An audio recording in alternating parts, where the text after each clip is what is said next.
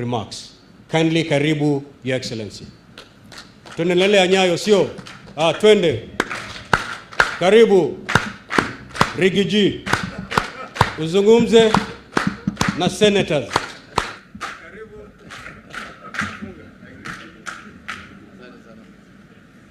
Thank you very much. Please be seated. Let me make a few remarks of what has been written for me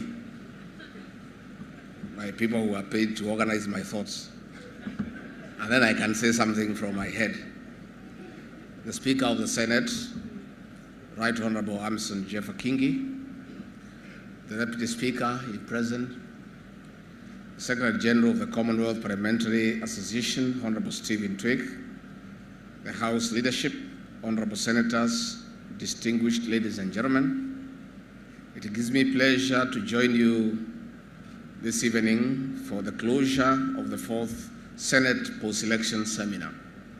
I wish to thank you most sincerely for your patience and participation in this noble cause for the last few days.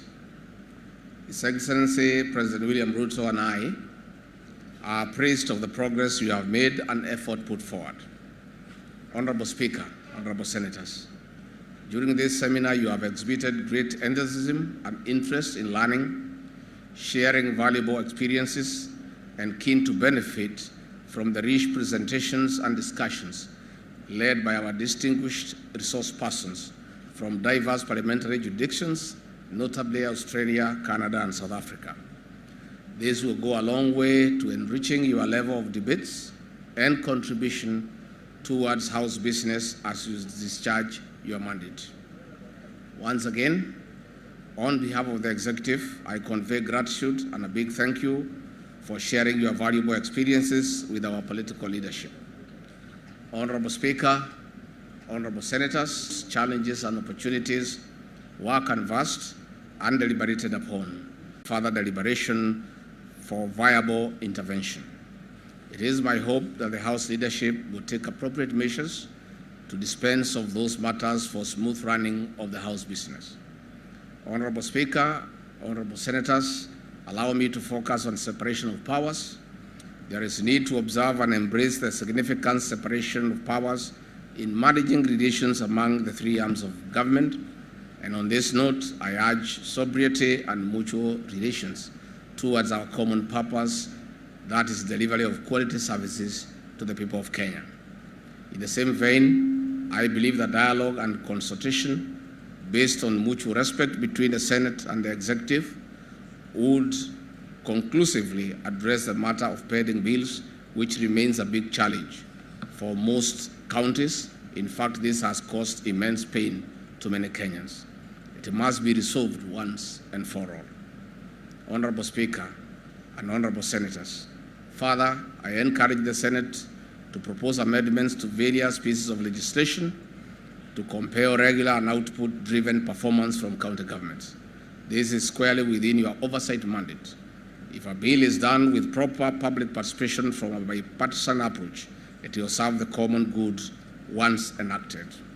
Honorable Senators, parliamentary practice and procedures are an important component in enhancing democratic governance of our country.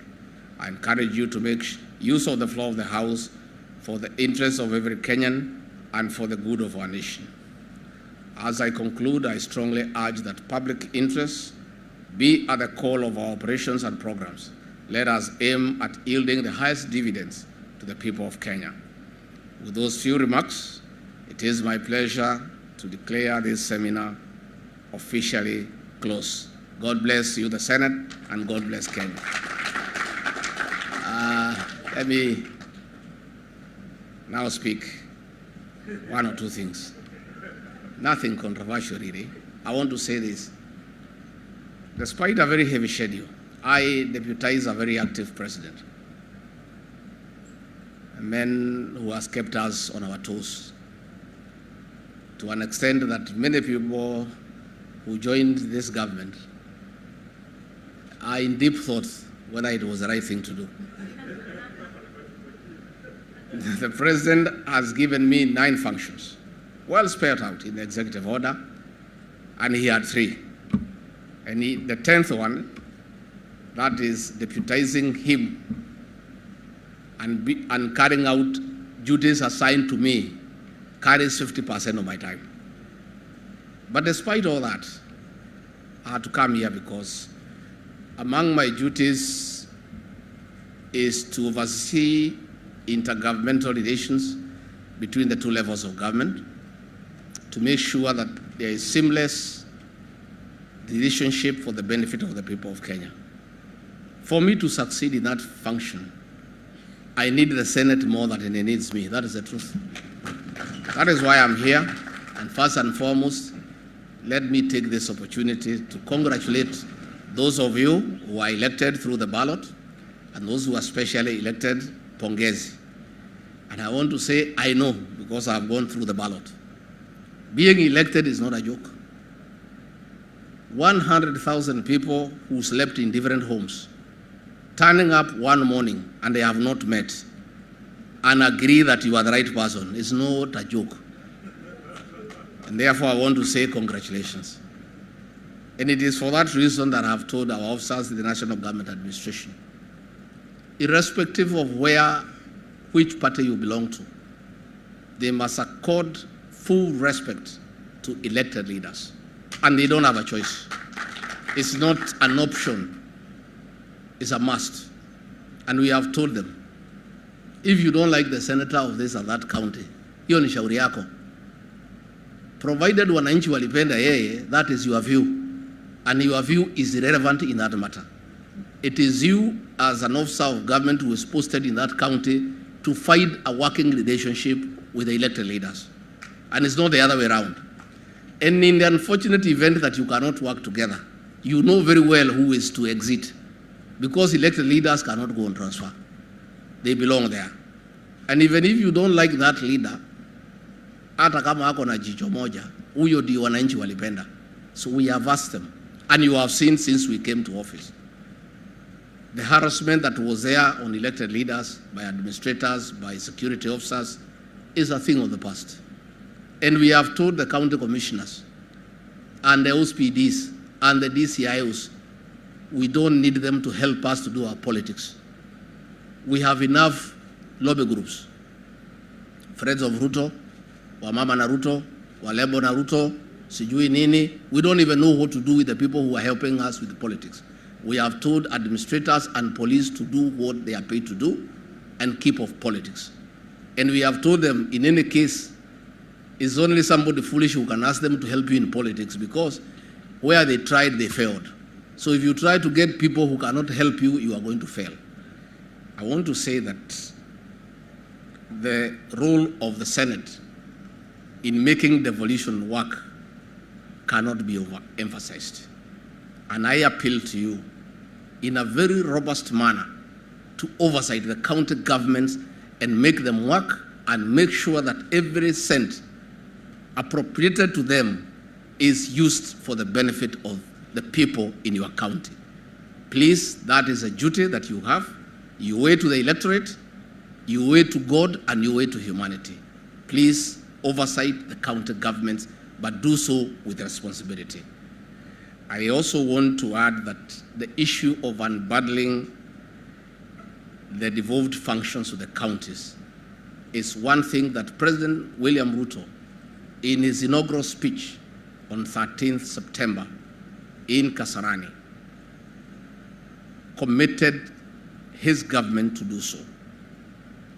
We have scheduled a summit meeting followed by an informal retreat with our 47 governors next week to discuss this matter and conclude it at that level. And to precede that decision, in the supplementary budget, we have proposed 90 million shillings that the IGTRC have asked to facilitate them to unbundle those functions. And you know, once unbundled, resources follow functions. So that is something that we have a commitment, and next week we are going to do it. Why the President has agreed to sit with the Senate, with the governors for 3 days informally, it is because of his level of commitment to the success of devolution. Before we came to office, the summit was never convened. And many things that would have been dealt with at that forum were not done. We have committed ourselves to have the summit meet regularly. And again, we are going to have informal discussions.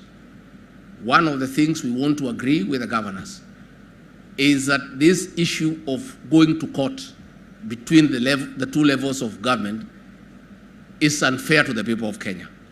The lawyers of the governors are paid by the people of Kenya. The lawyers of the national government are paid by the people of Kenya.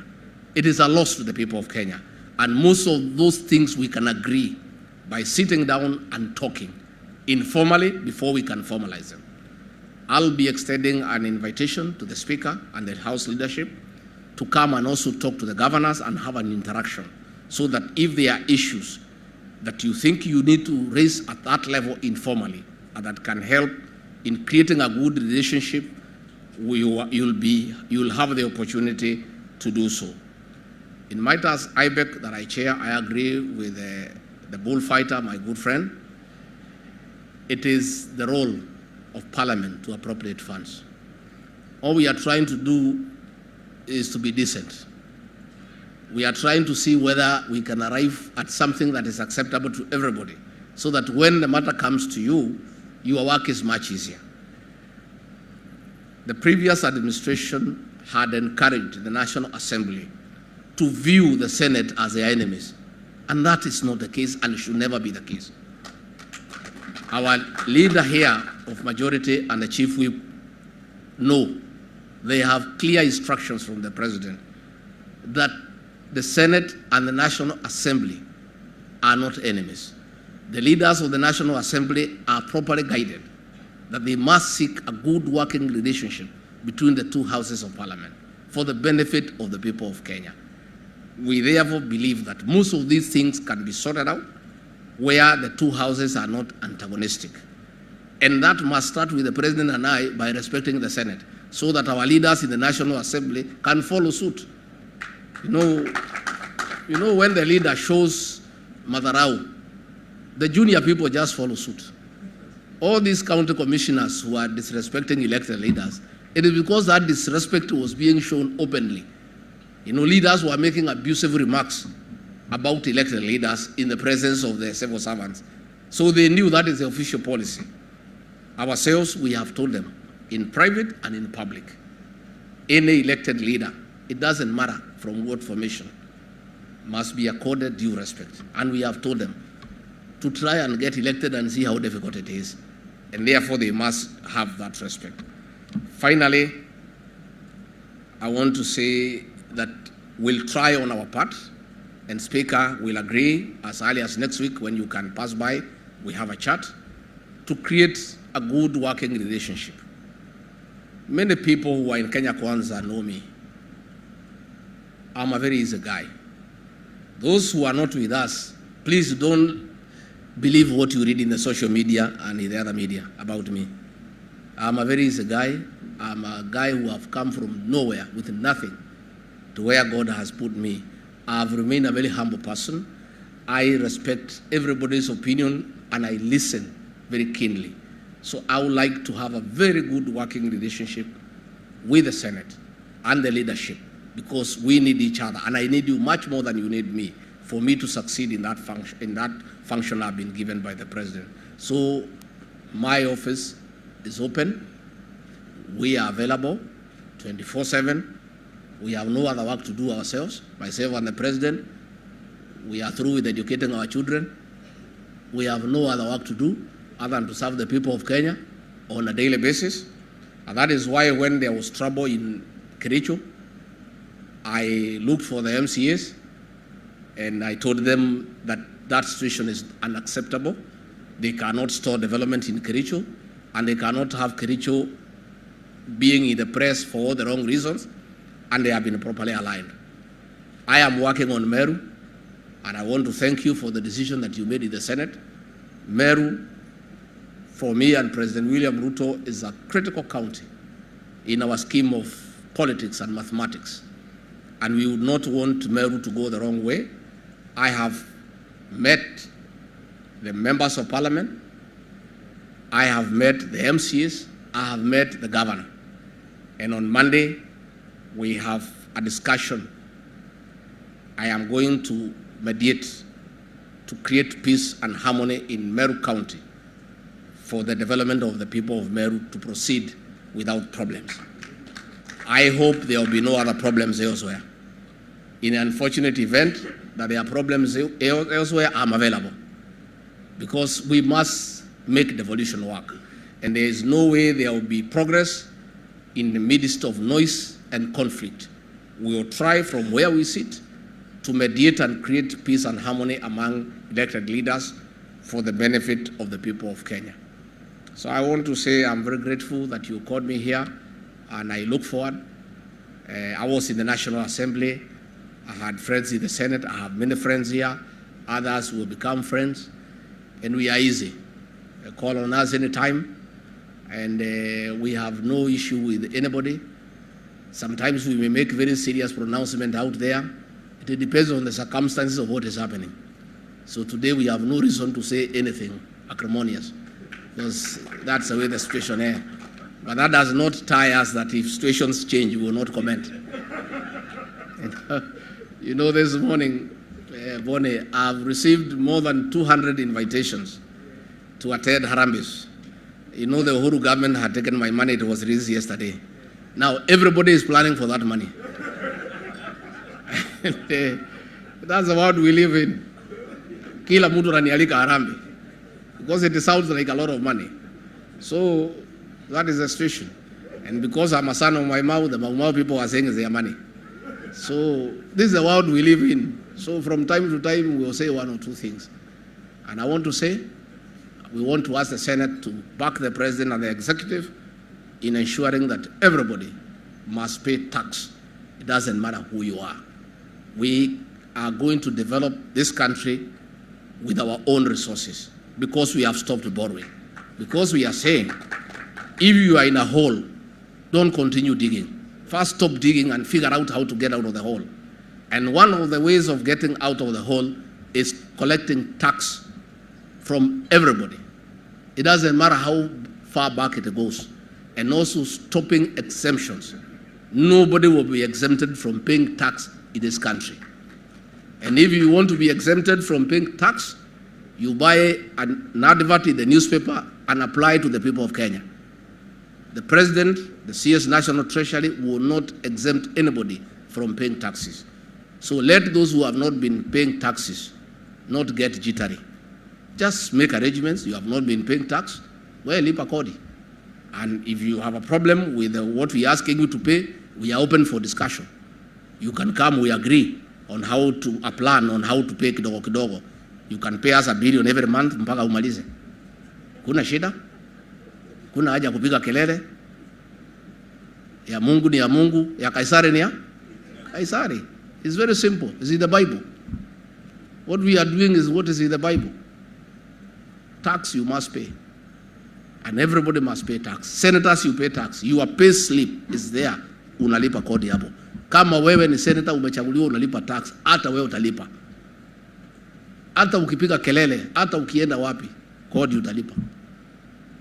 And that is, and there is no negotiation, because how we are collecting 2.2 trillion against a budget of 3.6 trillion. All the 2.2 trillion is enough for servicing public debt and paying salaries. We have to borrow money for development. And that money we are borrowing for development, the people who are in office, they were lending money from government to their own banks at 14%, at 12%. This country was sinking into a hole that will not get out. So we stopped that borrowing, and we are saying, instead of borrowing, let those who owe Kenya money pay. And that money we shall collect, and there is no discussion, and there is no let-off, and we will not be intimidated, because we have a responsibility to the people of Kenya. The issue we had with the Council of Governors is a simple matter. They're asking for 425. CRI is saying in our scheme of mathematics, you can give 407. The national government is saying that is good.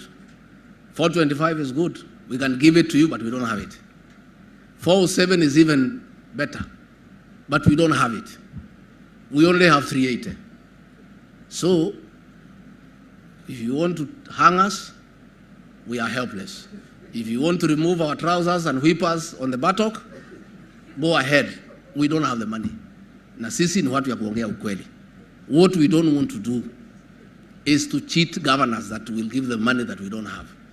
They were promised 50 billion, it never came. We are having problems giving them the disbursements every month. We are 3 months behind. So we are asking them, if what was in the budget, 370, we have been unable to give you. If we give you 425, it will just be a lie. President William Ruto and I are Christians. We saw with the Bible before God and the people of Kenya to always speak the truth. We have no 425 to give to the governors. We don't have 407. We will try to look for 385. We will try. We are not promising. We will try. And one of the ways is to collect taxes. So, nyinyi mkiona tunapigiwa kelele kwa tax, nyinyi msiingie kwa hiyo kelele tu, mnyamaze if you cannot support us. You don't have to support us. You can just keep quiet. But we will try what we can do, and we have told the governors, if we succeed in increasing revenue from 2.2 billion to 2.2 trillion to 3 trillion, it is public information.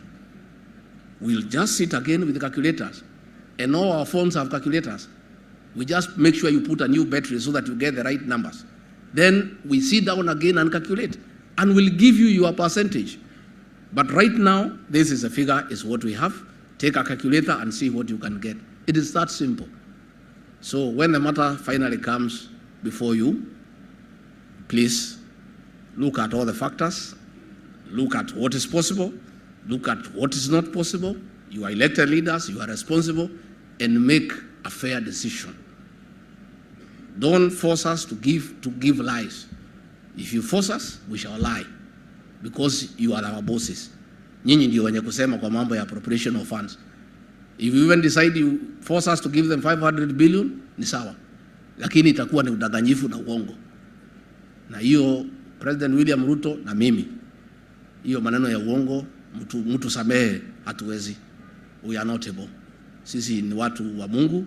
Mungu alitusaidia tupate hizi viti, na hatuwezi kuanza kumchanganya na mambo ya uongo, because ni dhambi kuongea uongo. So as the matter comes before you, apply your discretion. Kindly take into consideration the state of the economy, take into consideration the revenue levels and our obligations in public debt, in salaries, and all that surrounds finances, and make a fair decision that is implementable and that will be beneficial to the people of Kenya. With those very many remarks, once more, I want to say thank you very much. May God bless you, and may God bless you abundantly. Governor, you have said whatever little money that we have, we spend here. If you are targeting that 2 billion, I have not been given, because the court order has not yet come. I hope you are not targeting me. So whatever little I have, I'll spend here. Lakini sio ile ilikuwa kwa gazeti, hiyo hakuna. So tumeshukuru sana, asanteni sana na Mungu awabariki. Thank you very much.